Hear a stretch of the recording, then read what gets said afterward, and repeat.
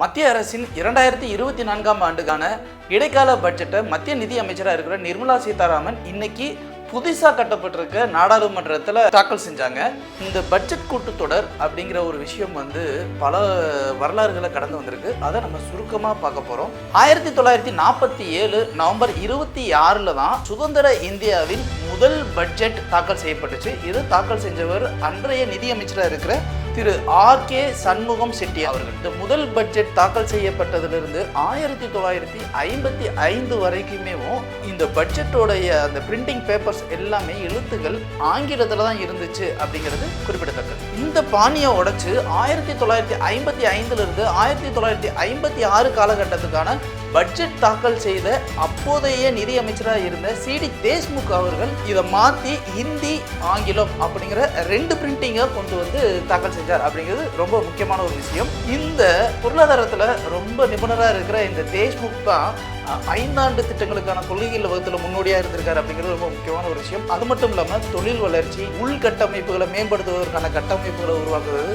குறிப்பாக ரிசர்வ் வங்கியை உருவாக்குவதில் பெரும் பங்காற்றியவர் அப்படிங்கிறது வரலாறு. அதே மாதிரி அதிக முறை பட்ஜெட் தாக்கல் செய்தவர் அப்படிங்கிற அந்த பெருமை திரு மொரார்ஜி தேசாய் அவர்களையே சேரும். ஏன்னா இந்திய நிதி அமைச்சர்கள் யாருமே பண்ணாத அளவுக்கு 10 முறை பட்ஜெட் தாக்கல் செஞ்சிருக்கார் அப்படிங்கிறது ரொம்ப குறிப்பிடப்பட வேண்டிய விஷயம். பொதுவாகவே பட்ஜெட் ஈவினிங் 5 மணிக்கு தான் தாக்கல் செய்யப்பட்டு வந்துட்டு இருந்துச்சு. அப்போதைய நிதி அமைச்சராக இருந்த யஷ்வந்த் சின்ஹா காலையில் 11 மணிக்கு அப்படிங்கிற ஒரு நடைமுறையை மாற்றினார். 1973-74 காலகட்டங்களில் இந்திரா காந்தி அமைச்சரவையில் நிதி அமைச்சராக இருந்தாலும் யஷ்வந்த் ராவ் பி சௌஹான் இவர் தாக்கல் செய்யப்பட்ட அந்த பட்ஜெட் தான் இந்தியாவின் கருப்பு பட்ஜெட் அப்படின்னு எல்லாரும் அழைக்கிறாங்க.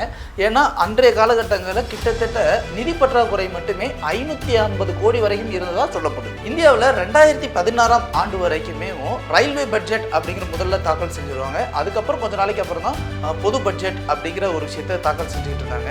இந்த 2016ஆம் ஆண்டுக்கு அப்புறம் தான் இந்த 2 தனித்தனி பட்ஜெட்டுகளை ஒன்றாக்கி ஒரே பட்ஜெட், பொது பட்ஜெட் அப்படிங்கிற கான்செப்டுக்குள்ள கொண்டு வந்தாங்க. நிதியமைச்சர் நிர்மலா சீதாராமன் 2021 காகிதமில்லா பட்ஜெட் அப்படிங்கிற ஒரு முறையை கொண்டு வந்தார். அதுக்கு முன்னாடி வரலும் பிரிண்டிங் மெட்டீரியல் வச்சுட்டு அந்த பட்ஜெட் தாக்கல் செய்யப்பட்டுச்சு.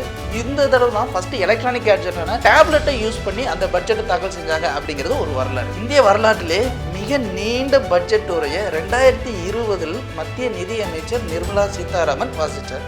அதோடைய நேரம் பார்த்தீங்கன்னா கிட்டத்தட்ட 2 மணி நேரம் 42 நிமிடங்கள்.